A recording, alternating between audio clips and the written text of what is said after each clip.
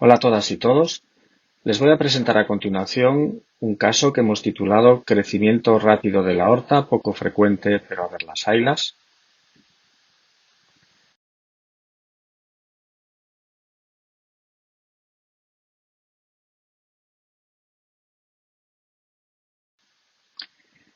El caso ocurrió en el año 2020. Se trataba de una mujer de 82 años que su médico de atención primaria nos la había remitido para evaluación de soplo aórtico y dolor torácico. Entre sus antecedentes destacaba que era una hipertensa en tratamiento con dos fármacos habituales, además era dislipémica y sufría de polimialgia reumática. Su primer brote había ocurrido 14 años antes y la respuesta a corticoides había sido inicialmente muy buena. Y 2 años antes había sido sometida a cirugía de un cáncer colorectal con intención curativa. En el posoperatorio inmediato presentó un brote de su polimialgia reumática y, debido al consejo del cirujano oncológico, que consideraba no indicados los corticoides, se inició tratamiento con metotrexate 10 miligramos diarios.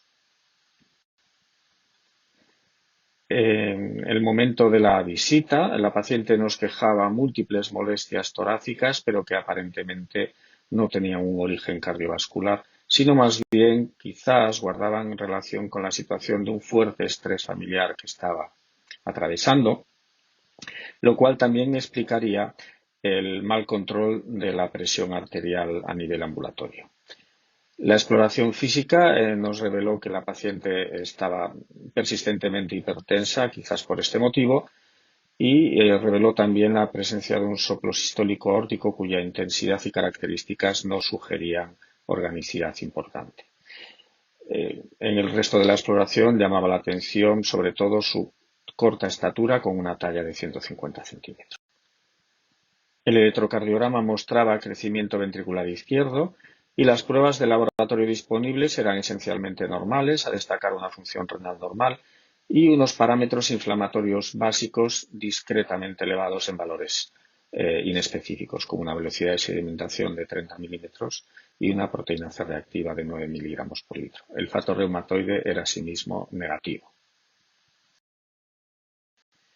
En la propia consulta realizamos un primer ecocardiograma, cuyas imágenes les muestro a continuación, y en el que destacaban los siguientes aspectos. Por una parte, la válvula aórtica era trivalva y presentaba simplemente una esclerosis degenerativa e insuficiencia de grado leve. La raíz aórtica era de tamaño normal, pero no así la aorta ascendente, que presentaba un diámetro máximo de hasta 49 milímetros, y esta dilatación se extendía al menos hasta el callado, donde obteníamos una dimensión de 37 milímetros. Por lo demás, presentaba un remodelado concéntrico del ventrículo izquierdo con función sistólica normal y una dilatación leve de la aurícula izquierda en relación a su hipertensión arterial. Con estos hallazgos, la primera exploración que solicitamos fue un angioTAC de aorta. Les muestro las imágenes de la reconstrucción volumétrica, en la cual pues apreciamos cómo la dilatación afecta fundamentalmente a la aorta ascendente, preservando la raíz, y se extiende por el callado aórtico y también por la descendente proximal. Efectivamente, las medidas obtenidas fueron de una raíz normal con estas dimensiones, la unión sinotubular era normal y la aorta ascendente alcanzaba una dimensión máxima de 52 milímetros, ligeramente superior a las obtenidas por ecocardiografía, y a nivel de la salida del tronco inominado, inmediatamente por debajo 39 milímetros, y se extendía hasta el callado con unas dimensiones similares a las obtenidas con ecocardiografía. Bueno, con estos datos nos planteamos la siguiente actitud terapéutica. Por una parte, sin duda, el control de la presión arterial, pero la siguiente pregunta es si realizar cirugía, si realizar manejo conservador y seguimiento o si necesitamos más pruebas complementarias. Realmente era una paciente con unas dimensiones aórticas realmente importantes, 52 milímetros de dimensión máxima, que si lo corregimos por superficie corporal nos da 3,05 centímetros por metro cuadrado, y ya si lo corregimos por altura pues todavía nos da unas dimensiones más preocupantes. En algunas guías pues sería indicación quirúrgica. Además, la paciente presentaba molestias torácicas que, si bien parecían en relación con, con su situación emocional, pues no dejan de tener importancia o al menos plantear dudas en estos casos. Bueno, y en este caso recurrimos a pruebas complementarias adicionales que ya disponíamos de ella, puesto que esta paciente, revisando la historia, en el año 2018, como parte del estudio de extensión de su carcinoma colorectal, se le había realizado un TAC toracoabdominal.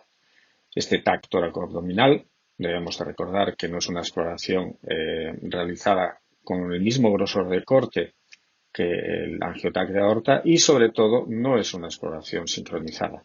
Pero aún así, no renunciamos a verla por si podíamos obtener alguna información relevante.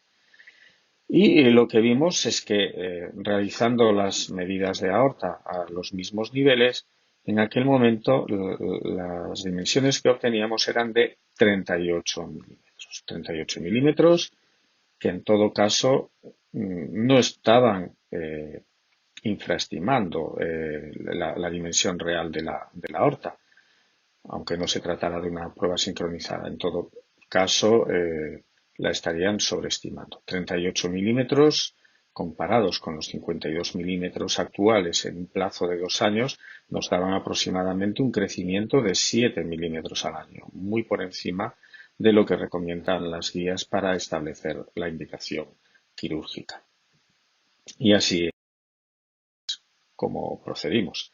Adicionalmente, realizamos un PET-TAC en el contexto de la paciente, enfermedad inflamatoria conocida, artritis de células gigantes, y este PET-TAC pues, nos mostró una arteritis de grado 2 con captación tanto en la aorta torácica como abdominal, como vemos en la proyección sagital, y también de los troncos supraórticos, las subclavias y las carótidas, como vemos en esta proyección coronal.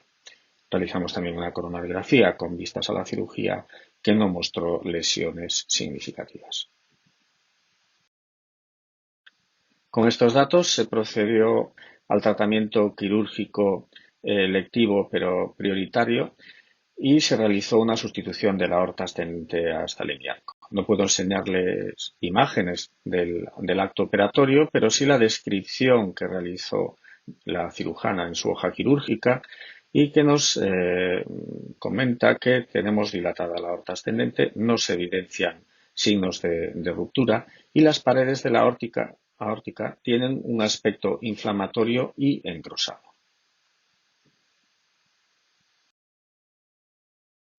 Unos días más tarde recibimos los hallazgos histopatológicos en los cuales pues se nos describe que el grosor de la pared está ligeramente aumentado, la íntima es normal, sin aterosclerosis, la capa media en la tinción hematoxilina eosina muestra una importante disminución de células musculares lisas, el tricrómico de Masson nos muestra la presencia de fibrosis y la tinción de orceína nos muestra que hay una fragmentación y pérdida de las fibras de reticulina.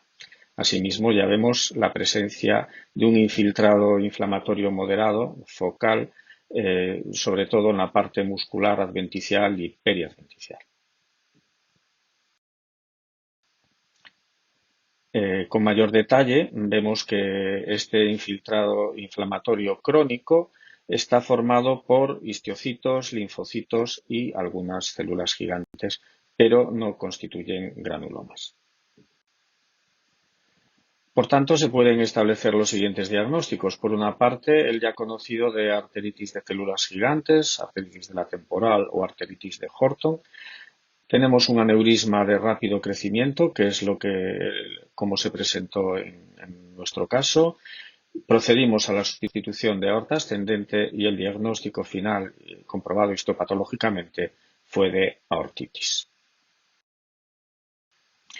En el seguimiento de esta paciente, que disponemos de casi 3 años de seguimiento, en la actualidad tiene 85 años, está en tratamiento con un biológico, tolicilumab, por prescripción de los reumatólogos. Luego comentaremos quizás el motivo por el que se le prescribió. La paciente está totalmente asintomática. Los marcadores inflamatorios son normales, con lo cual la actividad está en remisión y los tags de control son correctos sin ningún problema. Aquí les muestro uno de los PET que se le realizó a la paciente, en concreto el realizado un año después de la cirugía, y en el cual persiste una arteritis de grado 2 que afecta a la aorta torácica, abdominal y a los troncos supraórticos. En este sentido, recordar esta publicación de este grupo español en el que nos muestran cómo, aún transcurrido más de un año después de la cirugía de aorta ascendente, persiste captación de la aorta torácica alrededor del área quirúrgica. Sin embargo, en nuestro caso tenemos que decir que la captación se extendía también a zonas fuera del área quirúrgica, como eran los troncos supraórticos, la aorta descendente y la aorta abdominal.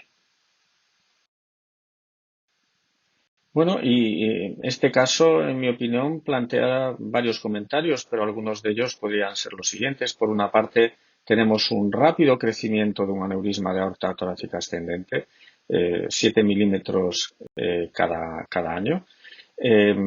Por otra parte, estamos en un caso de una paciente que tiene una enfermedad inflamatoria en tratamiento crónico inmunosupresor y que aparentemente la respuesta clínica y de parámetros inflamatorios es correcto. Y por último, nos encontramos que el diagnóstico final es de arteritis de células gigantes, pero en cierto modo la histopatología está algo decapitada, probablemente por el efecto del tratamiento. Bien, en cuanto al primero de los temas a comentar, el rápido crecimiento de la aorta, pues sin duda remitirme a la sesión impartida por el doctor Evangelista en esta misma web. Pero asimismo me gustaría recalcar y destacar este trabajo del grupo quirúrgico de Yale, en el cual se disponía de 444 pacientes con mediciones seriadas de la aorta ascendente y se había reportado un crecimiento rápido hasta casi en un 10% de los pacientes. Sin embargo, tras unas mediciones protocolizadas, se redujo aproximadamente a la tercera parte, es decir, a menos de un 3%. Es decir, que el crecimiento rápido de la aorta ascendente es realmente poco frecuente. En este mismo trabajo, cuando se referían a los hallazgos histopatológicos, pues había, por supuesto, mucha degeneración quística de la media, etcétera, pero también de manera importante estaban descritos casos de aortitis. En el presente caso también nos permite pues, realizar algunos comentarios con respecto a la aortitis. La aortitis es una entidad cuya prevalencia no la tenemos muy bien definida. Los datos que disponemos vienen de series quirúrgicas con importantes sesgos. Disponemos de este estudio realizado en Dinamarca sobre 1.210 resecciones de aorta y la prevalencia de aortitis en 12 años fue del 6,1% de estas piezas. En 20 años, en la Cleveland Clinic, en 1.204 resecciones aórticas, la prevalencia fue del 4,3%. En esta web se ha presentado ya un caso de una aortitis infecciosa. En nuestro caso estamos hablando de aortitis inflamatorias no infecciosas y dentro de las posibles etiologías, sin duda, la arteritis de células gigantes ocupa un lugar muy relevante. La arteritis de células gigantes es una enfermedad relativamente frecuente y que tiene una incidencia anual bastante estable a lo largo de los últimos años, que está en alrededor de 19 casos por 100.000 habitantes en personas adultas de más de 50 años, como se demostró en el condado de Olmsted. En cuanto al pronóstico, los datos que disponemos en la literatura quizás nos indican que los casos de aortitis tienen un peor pronóstico, incluso postcirugía.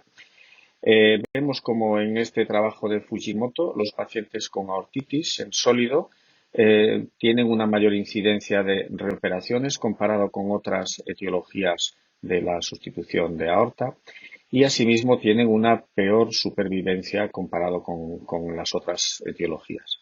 Vemos que la recuperación llega a ser del 11% a los 5 años y del 22% a los 10 años, en la mayoría de los casos por enfermedad distal a la sustitución.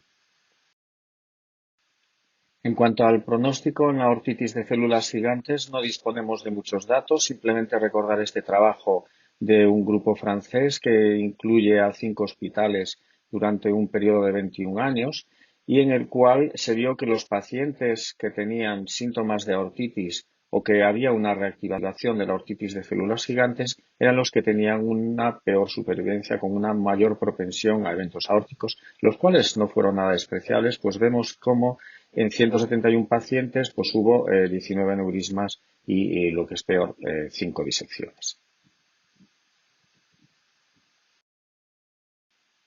Y el último de los comentarios que quería realizar era con respecto al papel de la histopatología, que en este caso, en una paciente bajo tratamiento inmunosupresor crónico, pues probablemente estaba algo decapitada, aunque aún así nos permitió hacer el diagnóstico de aortitis de células gigantes. Para finalizar, pues me gustaría concluir los siguientes mensajes. En primer lugar, que el rápido crecimiento de la aorta es inusual, pero como las meigas, a de las haylas, y el caso que les hemos presentado yo creo que es bastante ilustrativo al respecto.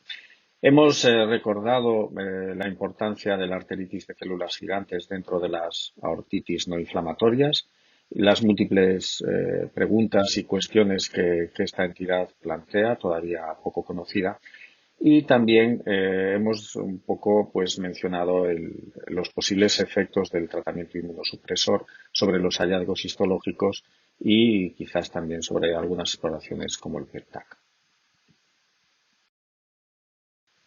Y sin más, aprovechando que estamos en fechas navideñas, pues desde una ciudad que vive especialmente la Navidad, muchas gracias por su atención y estoy abierto a cualquier pregunta que se nos pudiera plantear. Muchas gracias.